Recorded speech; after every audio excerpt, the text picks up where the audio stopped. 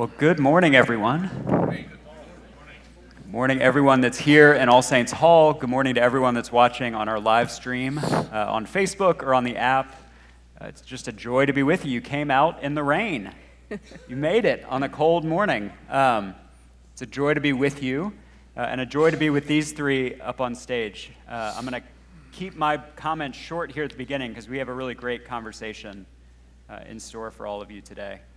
My name is Gwin. I'm the Associate Rector for Spiritual Wellbeing and Care here at Christ Church. And if you've been here long, you know Christ Church is on a journey of wellness and well-being. Christ Church, for the last few years, has been looking at ways to invest in the well-being of our congregation and the well-being of Charlotte as a whole. It started with the hiring of a parish nurse, that kind of transitioned into a wellness director and a therapist on staff. As you all know her, she kind of makes this place run. Molly Ritz is absolutely incredible. But we found a problem really quickly when Molly started. She got too busy. Her schedule filled up with clients and with classes, and so we added a second wellness director, an assistant wellness director, Alex Bacon, who hit the ground running, and now she's running into the same issue. She is full. Her schedule's full. And so it's really led us at Christ Church to think about what are the next steps for well-being. One thing that churches do really well is triage and crisis care. So when something goes wrong in your life, the church is there. And I think we could go around and share stories of ways that the church has held you up in a moment of crisis. But the next frontier for Christ Church, for us as a parish, is going upstream. Do y'all remember Lisa Miller was here last year? She wrote the book, The Awakened Brain. And she had a quote that we use a lot, that you should build the ark before it rains, which today is a really great image. You should build the ark before it rains. And so we're starting to think through what exactly that looks like for us at Christ Church. But before we get there, we wanted to have this conversation. I don't know how y'all receive wellness and well-being news, but I feel like I'm caught between two extremes. One is the headlines that I see that are always pretty terrifying, because I think that's how news operates. But you see the newest statistics, the newest figures about mental health, about mental well-being, and it gets pretty scary. And then on the other extreme, you hear the stories of your friends and your family. They kind of put some skin and bones on the statistics. This morning, what I want to do with my friends up here on stage is to kind of meet in the middle a little bit and to hear what three organizations in Charlotte are doing for well-being, what they're seeing on the ground, what life is like in these facilities and these organizations that are caring for people in varying levels of crisis. And then, spoiler, I'll tell you how we're going to end this conversation, is what can we do as a parish community upstream to help people before they get to the crisis that brings them to these folks here. So I think that's a good place for me to stop and to turn it over to our guests. So we'll start with some introductions. We have Charles Odell, who's the CEO and president of the Dilworth Center. Charles, can you tell us about yourself and about the Dilworth Center? Glad to, Connor. It's a pleasure to be here. See a lot of friends here today, and Christ Church has been a part of my life and my family's life for many years. My kids grew up in this church, and I got a big soft spot for it. I run the Dilworth Center, which is a nonprofit substance use disorder treatment program here in Charlotte. We're coming up on 34 years of providing services to the Charlotte area. I've been with Dilworth close to 30 years now. I say stuff like that, it makes me feel like a dinosaur, but I'm still here, so that's good. We provide treatment services for different age groups. We have separate programming for adults, young adults, as well as adolescents. We do a lot of family work. We do specialty services for what we refer to as impaired professionals. We work with pilots. We've had a program that we work with the FAA with pilots for many years, nurses, doctors. And it's just, it's tough stuff right now, man. I mean, I've been doing this for a long time, and we're very full right now. We've got a lot of demand. We're living through unprecedented times, both in terms of treatment demand and the complications associated with the challenges that people face today in terms of the various drugs that are available, which are very, very different than when I was growing up. And of course, coming out from the shadow of the pandemic, we're just seeing a lot of fallout from that across the board. All mental health care services are seeing that, and we can talk about that more as we go along, I guess. Thank you. Thank you, Charles. Next, we have Crystal Emerick, who is the founder and director of Bravestep. Well, good morning. Thank you for having me, and it's so great to share the stage with these three gentlemen. As Connor said, I am the founder of Bravestep. We are a nonprofit organization that tries to walk alongside survivors, loved ones in the community, all whom are impacted by sexual violence. I am walking proof. I was a survivor of multiple sexual violence accounts in my life, and when we started this organization, it was to be able to step into a much-needed space and give hope and eventual well-being. I'm not a fan of the word healing anymore, but a hope and well-being to survivors who are struggling with depression, struggling with anxiety, drug abuse, alcohol abuse, mental health issues. It's a very, very difficult journey, and often they have to walk it alone. So we are stepping in that space to walk with them. Wonderful. Thank you, Crystal. Thank you. And we have Dr. Kevin Marra, who's the director of medical services at Hopeway. Yeah, thank you guys for having me. Looks like my battery's low, but I've never been accused of talking lightly. So I'm happy to be here. A lot of people in this congregation know about Hopeway. You guys have been very supportive, but for those of you who don't know, let me switch.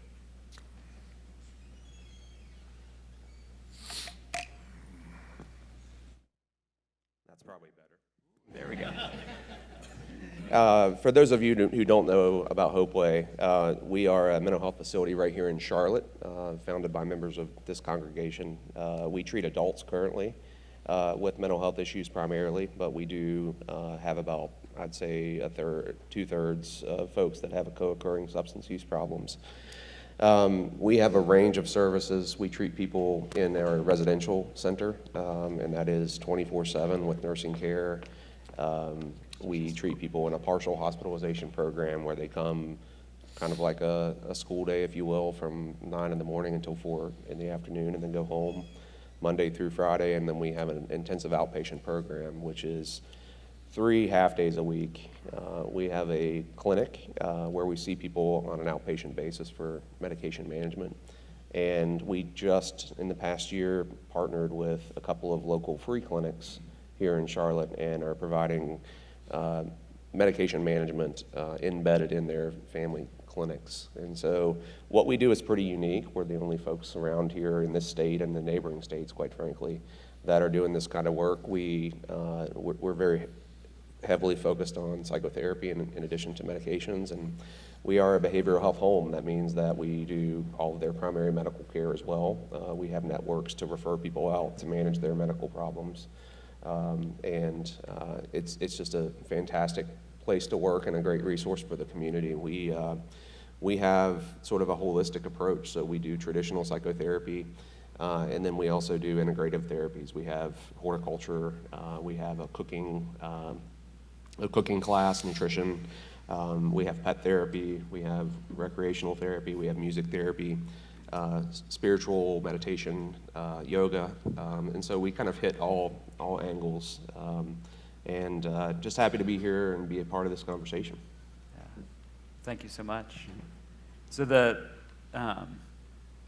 bulk of our conversation is going to be about what y'all are seeing on the ground, because we're, and everyone kind of, it's unclear how to say, because we're not out of the pandemic yet, but we're coming out of the pandemic.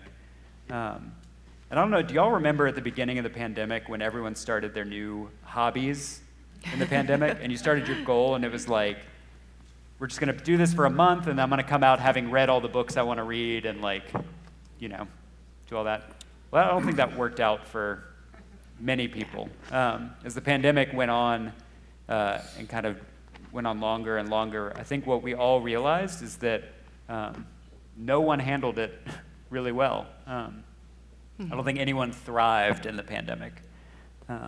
There's a few people who got to travel a little more and got to, see family and things like that, but I think we all got out of the pandemic a little shell-shocked, a little dazed at what we've been through. And something we've seen at the church, and this is where I want to start with y'all, is what we saw is people emerging out of the pandemic in crisis, basically. That a lot of the problems that were kind of simmering under the surface before the pandemic exploded when the pandemic went on. One thing, and we don't need to go around and share about this, but one thing that we saw really frequently was couples who had kind of masked relational issues in the busyness of life. Suddenly, when the schedule got wiped clean and you're just at home with your person, it became an issue.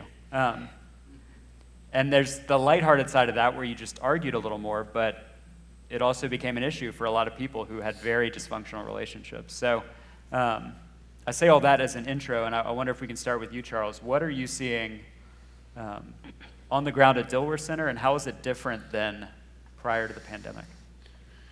Well, there's no shortage of folks suffering from substance use disorders, alcoholism, drug addiction. You can pick up the headlines just about any day, and you always hear about stuff like fentanyl and overdoses, and all those things are true, but the number one drug of abuse and addiction in our society is and remains and always has been alcohol. And what we're seeing, if you look at the numbers, it's about 1 in 3 families in our community has an alcoholic in that family. Now that may sound excessive, but you're talking extended families, it can go back a ways, but this is something that everybody sees, whether you recognize it as being alcoholism or addiction or not. I mean, everybody sees the fallout from it. Everybody feels it. And what happened during the pandemic, what we're seeing is the isolation that people experienced has really complicated everything. And when they have come out to breathe air again in the community, what we're seeing is that they're sicker than they used to be. There are more complications than there used to be. Furthermore, they seem to be waiting till the last minute to ask for help. And so by the time they get to us, they're really in a crisis situation. It demands a very wide net of coordinated care, not just in terms of substance use disorder treatment, but mental health care services as well, which we provide. But it's challenging. It really is an all hands on deck situation right now. We're not laying people off, we're hiring them. We've got a very dedicated team. I mean, more than half of our people had been with us 10 years or longer, but we're seeing an escalation in demand. With the kids, what we're seeing, adolescents with problems, look, I don't know how familiar everybody is with the availability of the different substances right now, but when I was growing up in the 60s, you smoked pot or you drank or dropped LSD and maybe stole some pills out of your parents' medicine cabinet or something.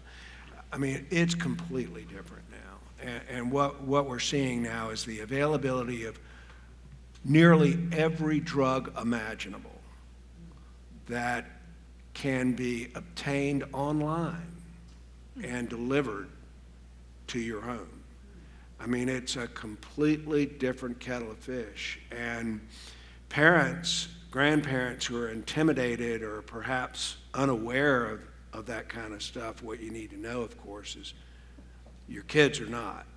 They get it and they know how to use it. And It has complicated things, particularly during the pandemic when people are ordering these drugs online, and there are no eyes on them when they're in isolation, not like they are in the community. So they can get away with more at home than they used to be able to get away with.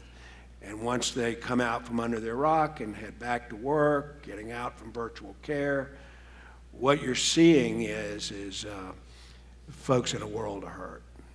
The numbers are escalating, they're not declining, the complications are increasing. I wonder, Crystal, what you're seeing. Well, I kind of want to lay groundwork a little bit before I start. So if you don't know the statistics, they say 1 out of 4 women and 1 out of 6 men are sexually abused by the age of 18. Those are based on reported numbers, and 60% never report. So let's just go ahead and double those numbers for the sake of a good conversation.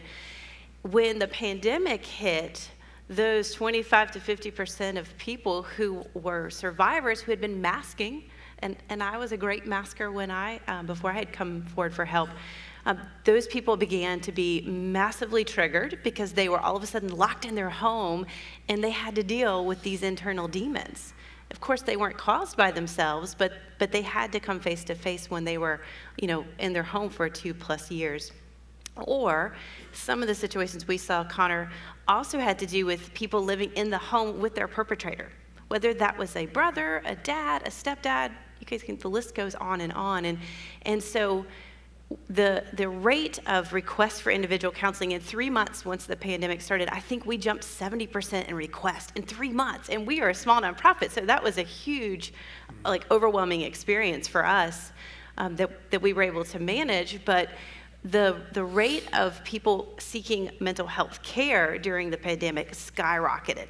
Every therapist we know, and I'm sure you guys experienced the same thing, they were booked beyond belief. You could not get into a therapist because we were all having to deal with all of our issues. Sexual trauma, of course, being the one I most focus on. The thing we don't know coming out of the pandemic, though, and this is piggybacking a little bit on what Charles said, is that when all of these children were at home with their perpetrator, we still don't know exactly what that long-term consequence is going to look like. And so that's going to be something that will unfold in the next couple of years, I believe.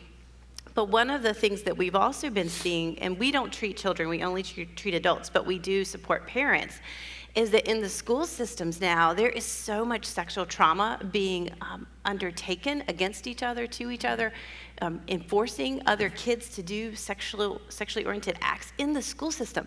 And this is in elementary school. I have a 6-year-old, so this is a very disturbing conversation to have as a mom of a 6-year-old. So I think that the pandemic was awakening for a lot of people, and I think that it's so important that you guys take what we say as truth, and if you are parents, to really start looking into the lives that your children are leading, whether it's drugs or the sexual trauma, because again, speaking from experience, it is a lifelong journey once that has happened, with lots of issues, coping mechanism, unhealthy coping mechanisms, some of which I should have probably visited your center for when I was, so. And Kevin, I wonder, same question to you, what are you seeing at Hopeway? Yeah. We've seen a couple interesting things. Some things we predicted and some things we didn't. I think one of the most interesting things to start off with is the folks that were already in treatment or had already been diagnosed and in various stages of recovery actually did pretty well in the first part of the pandemic. Okay. They had dealt with isolation before. They dealt with adversity. They knew they had skills. They had tools. We saw a lot of people on the flip side that had the simmering illness or sort of that vulnerability, and then the stress of the pandemic and everything that comes along with it really exacerbated and brought that out. And so similar to what Charles said, it looks like it's a new onset of an illness, but it really has been there. It had been there. So the other things that we're seeing is the severity of illness is much, much worse. The acuity of the people that we see is much higher. We have, not only in Hopeway, but outside of Hopeway, we have a huge crisis of people who cannot get into treatment. And they're sitting in your emergency rooms in Charlotte, outside of Charlotte. They're being shipped off to various hospitals within the state, anybody who has a bed. And so it's been really challenging. One of the reasons that we developed, and this was in the middle of the pandemic, we launched it, developed our clinic to treat people who on an ongoing basis, is because we couldn't find people to refer them to after we got done treating them.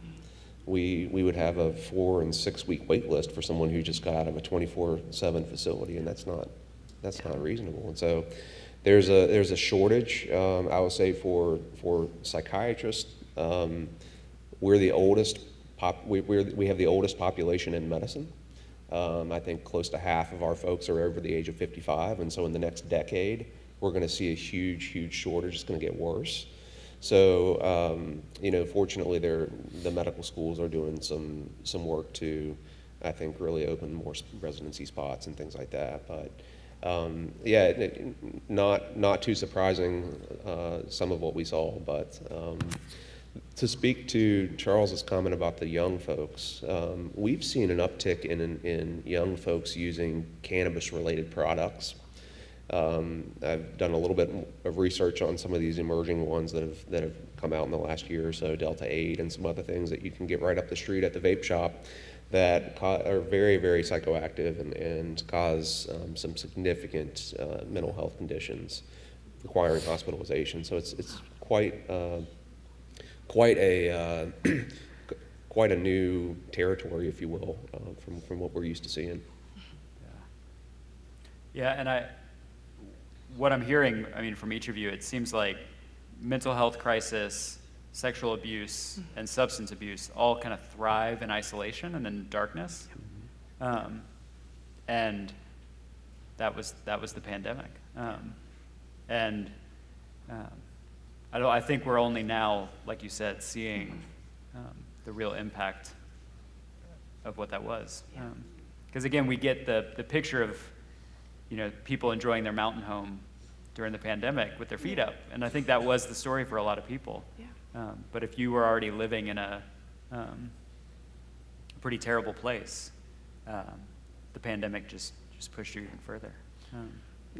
Connor, one of the things that just occurred to me, and you all may not be familiar with this, but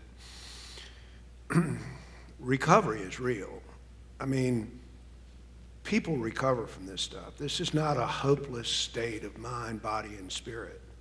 It can be dark and it can be a crisis, but people get well every day. I'm in recovery from alcoholism and addiction. Most of y'all who know me know that. I'm pretty open about my own personal experiences, but I got sober in 1982.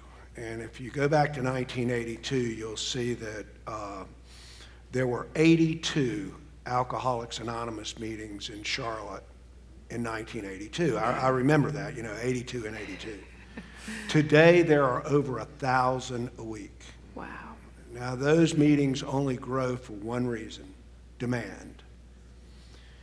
And so what that means is there are a lot of people in recovery. And when you start talking about what you can do, maybe I'm jumping ahead to what Connor was talking about, was going to be one of the last things discussed, but what can you do about it? And Connor's absolutely right. This stuff thrives in darkness and secrecy.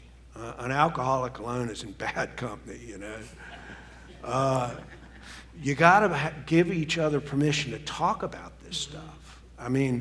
We're up here talking about it. You all need to talk about it too. Pick up the phone, call me, talk about it, because that's how people find what they need. Every situation's different. But if God had meant for me to be alone, he wouldn't have made all the rest of you, right? We're all in this together. And if we reach out and help one another, and what a perfect community to do that in, what you're going to find is the solutions will appear. And that's the good news. Yeah. And that's this, the goal of this forum was not to have you all leave here thinking, wow, the world is terrible. Everything's falling apart. So we're going to end on some really positive news. But I wonder, Kevin, you mentioned some of the positives that came out of the pandemic. And I know I've heard Charles talk about some of the positives of virtual treatment, meaning that there was no excuse not to attend treatment or go to a meeting because it was on Zoom in your pocket. So you could be sitting in the parking lot of the ABC store thinking about a drink and attend a meeting instead on your phone. And so I wonder if there are any kind of stories of success through the pandemic, or the availability of services or the availability of help you could share.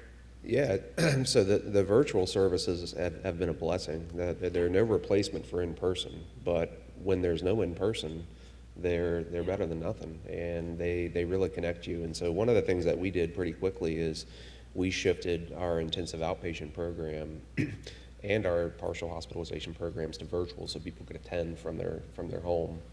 And by doing that, we could treat people in the state of North Carolina. We can treat people anywhere. And so we had a lot of people from the East Coast that there's not very many mental health services there. And so we had a lot of people attending our programs from the coast, which was really nice. We were able to kind of keep in touch, and I've treated people, and it took a whole year before I met them in person, but I was able to sort of take care of them. So there are a lot of success stories. I'll tell you that the demand for that is actually going down because people do want to get back into in-person stuff. And so we've seen a trend in that respect. People who really took advantage of the virtual programs, but they really want to be in person, and so do we. I can piggyback. The virtual was amazing, and I don't know about all of you, but I was adamant I did not want to do Zoom calls and Teams calls and have your face on this big screen, but we all got used to it, right? But it was great. We were able to pivot very quickly, thanks to virtual capacity, to be able to offer services to people, again, in isolation, and it was amazing. I thought, prior to the pandemic, that people wouldn't want to participate, but we found an upsurge in people wanting so desperately to be able to get services. And for a survivor of sexual trauma, walking up to that door, your first session, or picking up the phone for that first session, is one of the hardest steps you'll ever take. And to be able to do it in the comfort of your home with a little bit of separation, that screen creates some nice comfort zone for some of our survivors that, for us, we still are seeing about 50-50. So 50% want to come back and be in person and have community, and the other 50% are like, I like this Teams thing, or this Zoom. So it's been such a tremendous gift that we didn't really miss a beat in being able to continue our services, but there's still so much more we need to do to address this issue. Virtual, love it or hate it. I mean, I kind of got tired of the screen, but I will tell you, we transitioned to virtual care in our program very, very quickly. I think we did it within a 48-hour period. I guess necessity is the mother of invention. Nobody really knew what to do. And transitioned very fast. We do very in-depth and thorough outcome evaluations at Dilworth. We do a lot of internal research about what goes on during treatment and success rates thereafter. And what we found was a little surprising to me. First of all, the success rates of folks who went through virtual care. Success is defined by maintaining abstinence for a period of time post-discharge, as well as retention rates, meaning that people who start treatment stay in it and complete it. Both those numbers for virtual care were just as high, if not higher, than face-to-face treatment. We found that virtual care worked, and that was, nobody had ever done that before. No research on it, to my knowledge, at least not in substance use disorder treatment. I'm on the board of directors of a organization called the National Association of Addiction Treatment Providers. We represent over 1,500 treatment centers throughout North America, and what we found through the organization is that virtual care was working around the country very well. Interestingly to me, once people came back to face-to-face treatment, what we found when we surveyed those people and asked them which one did they prefer. These are people who had experienced both, some virtual care, some face-to-face. Which one did they prefer? What do you think the answer was? Face-to-face. 100% of the people we surveyed said they preferred face-to-face. That's very interesting to me. But, I mean, we still do some virtual work. I mean, the silver lining is you can work with people outside the Charlotte area, you know. So we have family members who tune in from Tennessee and Europe and, you know, all over the place to support their loved ones in treatment. And that's a really positive thing. So in terms of service delivery, I think what we have found is that the pandemic broadened our ability to provide care. And that's something we really did not expect going into it. Connor, if I could piggyback, one of the things that I think Charles just mentioned that is so important for all three of us is, excuse me, is the importance of family involved in this conversation. I think that, at least, again, speaking from the area of my knowledge, sexual trauma lives and breeds and grows in isolation. And oftentimes a survivor is all by his or herself trying to deal with this beast. And it is truly a beast. One of our therapists on our advisory board, she says sexual trauma is like mold in a basement. If it's left unattended, it will take over the house. But I also think that extends to the family and to the community. The problem is, I believe, at least in our situation, families and allies don't know how to stand in that space. They don't know how to hold space. Part of it's because it's mental, right? The physical stuff heals. The physical stuff kind of moves forward, but it's the mental anguish that is very hard to measure and it's very hard to explain. And the pandemic gave us a chance to we've created a program specifically for loved ones and allies to teach them how to stand in that space so that survivor's not walking all by his or herself on this horrific journey. Mm-hmm. I echo that. You know, when you have a conversation with the family and the patient, you're modeling for them how to have that conversation, and it's so important. And one thing that we've noticed, we do treat people from well outside of the Charlotte area as well. I think we've had people from 39 states come to Hopeway, but before the pandemic, family members that were on the West Coast or up north or anything like that, they couldn't come down here. Now they can on Zoom. The last comment I'll say about virtual stuff is the no-show rate really plummeted because you can call someone up and poof, they're there. You can't do that. You can't do that in the clinic. But if you're 5 minutes late to my session, I'm giving you a ring, and you're usually able to produce them. So. Family work is so important. I mean, at Dilworth, I was talking to Connor right before this. I mean, we don't charge anything for family work. I think it's one of the best things we do, just to put a plug in for a shameless plug, sorry. But we don't want family participation to be a barrier to care. And so we attempt to reduce that barrier by providing family services free of charge over months and months of time. But, you know, the other thing I'll make mention about families, when people call us, usually it's a family member calling. It's not the individual asking for help who needs treatment. It's a family member reaching out for someone in their family. And I saw Joanne, I know she's here somewhere. She came up and said hello to me, one of my colleagues. But, you know, family system, it's like a mobile in balance, right? So you have the alcoholic or the addict, and their behavior affects everybody in the family, whether they realize it or not. Well, conversely, family members can affect the alcoholic or addict as well. And oftentimes they're the first ones to make a change. And that change starts with picking up the phone and calling and saying, hey, there's something wrong here. I don't even know.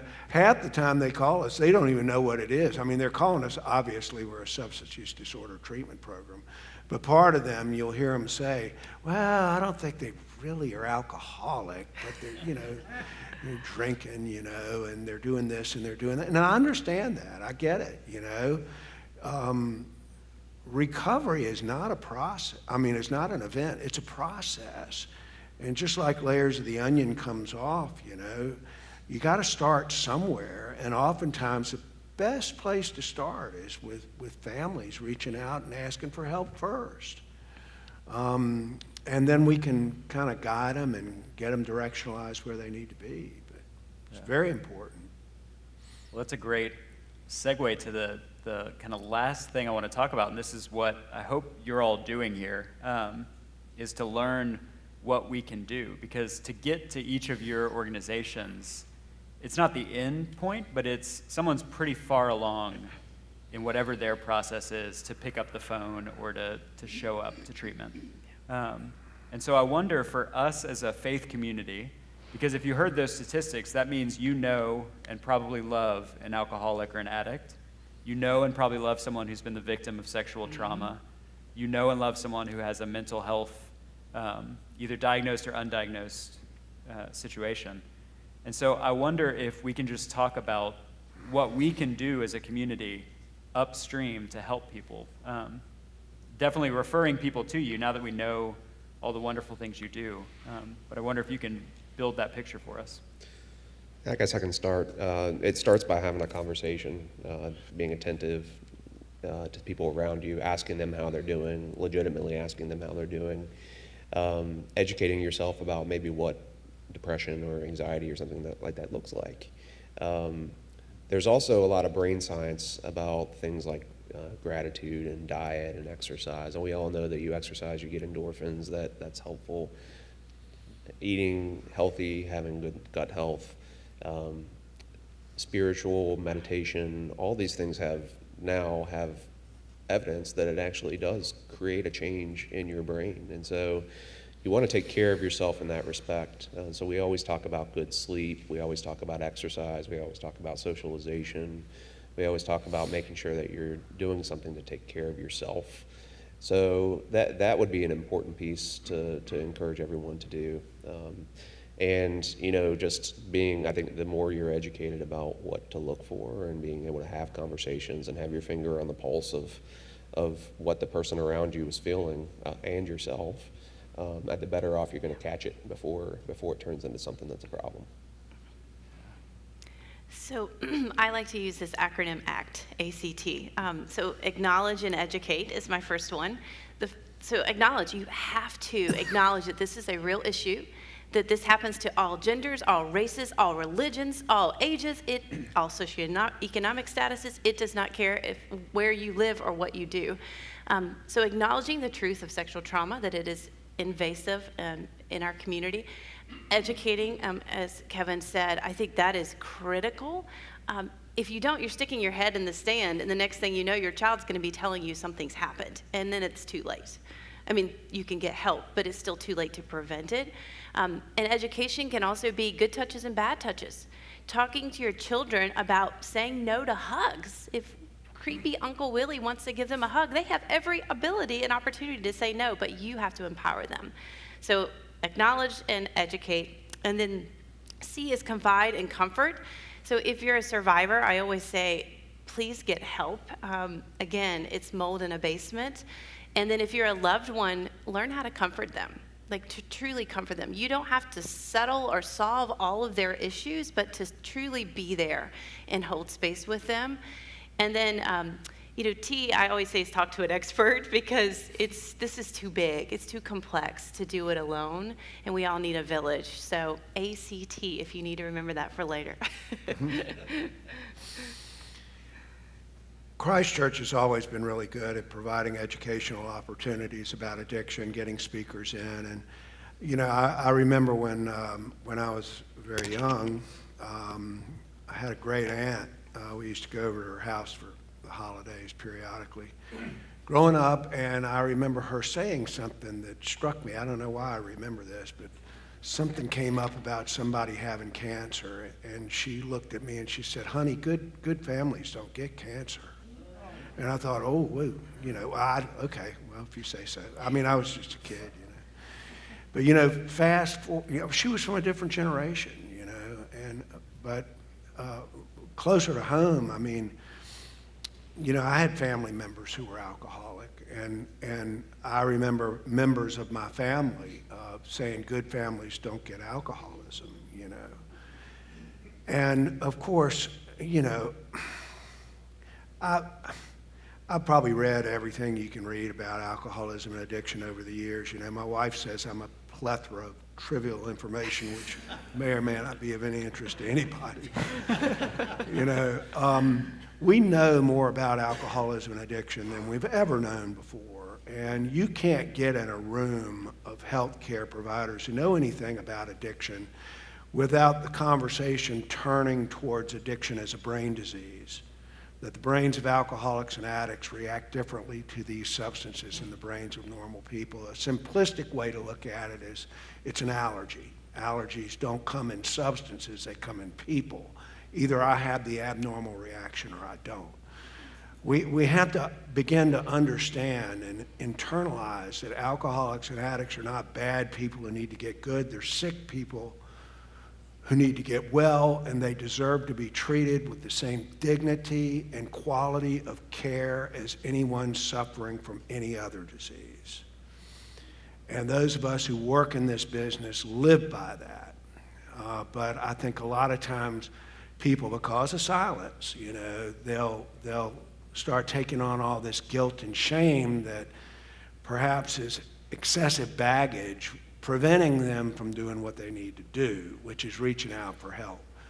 But creating an atmosphere in which recovery is encouraged and that you have permission to talk about this stuff and get your questions answered, that's what an organization like Christ Church can excel in and does, providing that opportunity for discussion.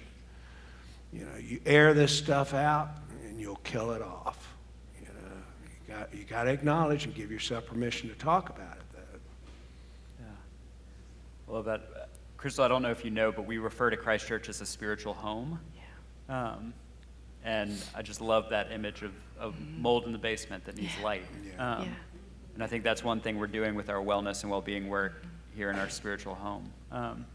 Something I think, and this is true of a lot of different issues, not just the ones y'all deal with, but something I'd encourage you to do is, we all get the gut feeling when we're talking with someone or someone's sharing or we're noticing a trend in someone's behavior and maybe someone's getting a little more isolated or their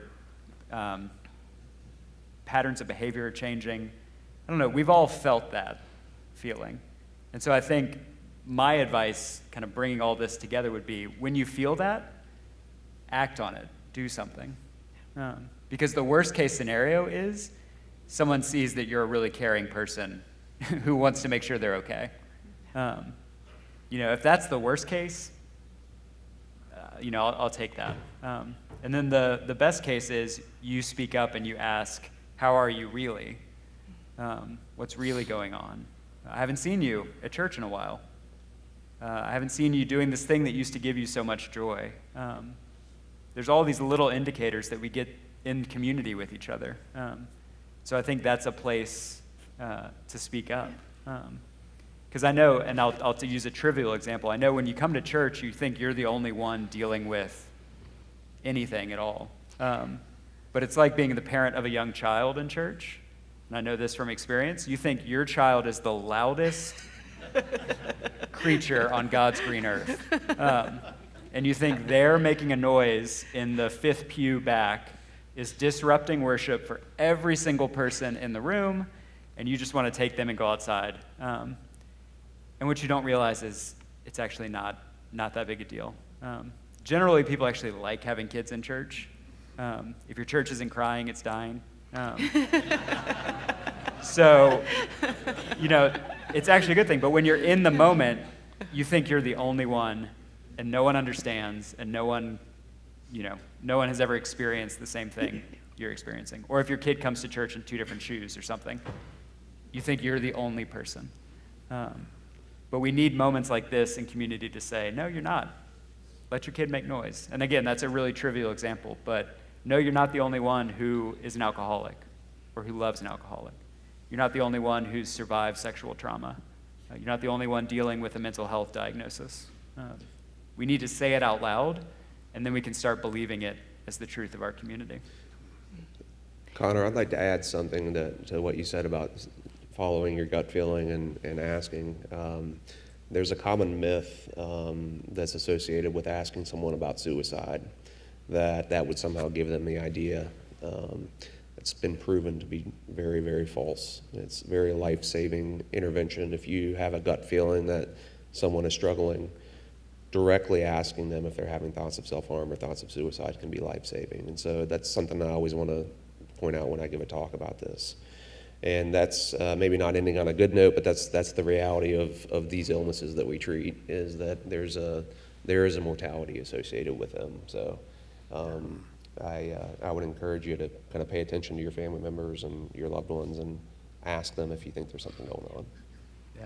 Well, I think that is a good note, because that's hope. What you're asking the question is a door that someone can walk through if they're ready to do it. And it's one hard conversation that can save potentially a life. Kevin and I were saying right before this too, we're all farmers. And I know that sounds weird, but we all plant seeds of hope and seeds of opportunity. And by asking, if you're concerned for someone that might have suicidal ideations, but by asking that, you're planting a seed of hope. And the same thing for alcoholism, drug abuse, sexual trauma, or mental health. But you have to be willing to plant that seed and then water it. You don't have to downpour it like we have today, but just water it ever so often so they know that you're an ally that they can lean on. And I think if we can go with that farmer mentality of plant a seed, then great things can happen. Well, it's a biblical image. Paul says in 1 Corinthians that we plant the seeds, God gives the growth. That our job is to open the door, plant the seed. And I think this is a good first step in a lot of that. So we're nearing the end of our time. I wonder if y'all have any final words of advice, hopes for the Christ Church community. I'm so grateful that y'all came to do this. Certainly my pleasure, and I appreciate the opportunity. There is hope. I think we've mentioned that a number of times. I think, I'm a parent of 2 kids, and they're grown now, but if you look at mental health, sexual trauma, substance use disorders, what you're looking at really is, in all likelihood, if you've got kids growing up, these are the most likely pitfalls. These are the things you got to worry about. You're looking at them, okay?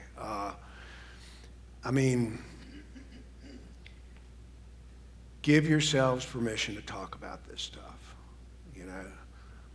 pick up the phone, like I said, call me, call any of us. But talk amongst each other. And you're just in a wonderful environment in order to do that. And that's where it starts. And in the old days, when you had a substance use disorder, it wasn't like breaking your foot, where it doesn't matter what your entry point in the healthcare system would be, whether it's minor emergency room, Ortho Carolina, whatever. Your foot's going to get set equally as well. In the past, that wasn't true with addiction. The quality of care that you would get would depend upon your entry point into the healthcare system and whoever you were talking to, whether or not they knew anything about it.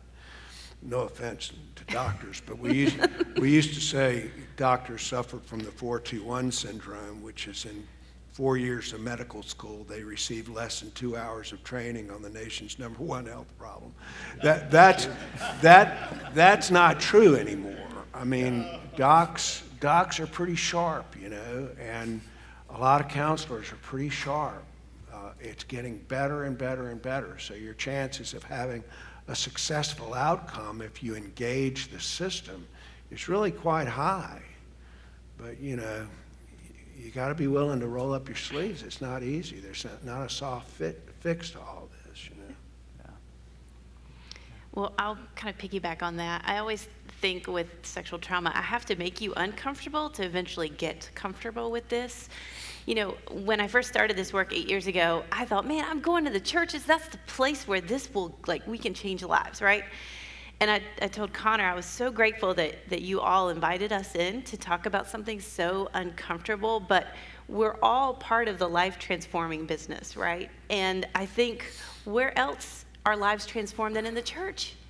And that's what you guys are in the business of. And so if we can bring it all together so that transformation is both the good and the bad and the yucky and the great, and then lift it up, how much better will we be as a community and as a church and as individuals? So I applaud you for sitting here and listening to us, and thank you so much for having us.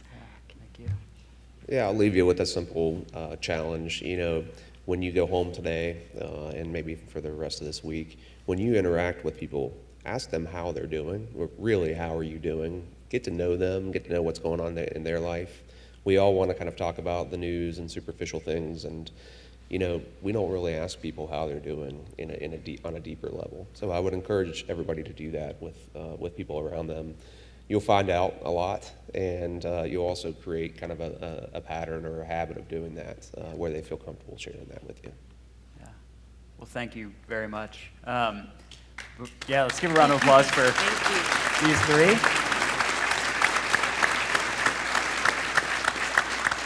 And they're going to stick around for just a few minutes up here, and then they're going to head to the Good News Cafe so that the Discovery Service can get going here. So if you want to shake their hand and thank them or ask some questions, they'll be around. But please know their websites are great. They have all the information you need. And we're going to be partnering with them hopefully more in the future as we build our wellness ministries. One thing we've talked about is doing some Dilworth Center assessments, addiction assessments here through our counselors and things like that. So stay tuned as we partner more and more with these organizations. But I think a good place to end would be to close in prayer. So the Lord be with you. Let us pray. Dear Lord, thank you so much for this day. Thank you for the chance to gather together to have hard conversations about real things. Please give us the grace to plant the seeds of hope in the lives of those we meet, the lives of those we love. And if we are struggling, Lord, if we're sitting here right now and we've heard a glimpse of our story, the ways that we're struggling, give us the courage to reach out and ask for help. I ask all these things in Christ's name. Amen. All right, thanks y'all so much.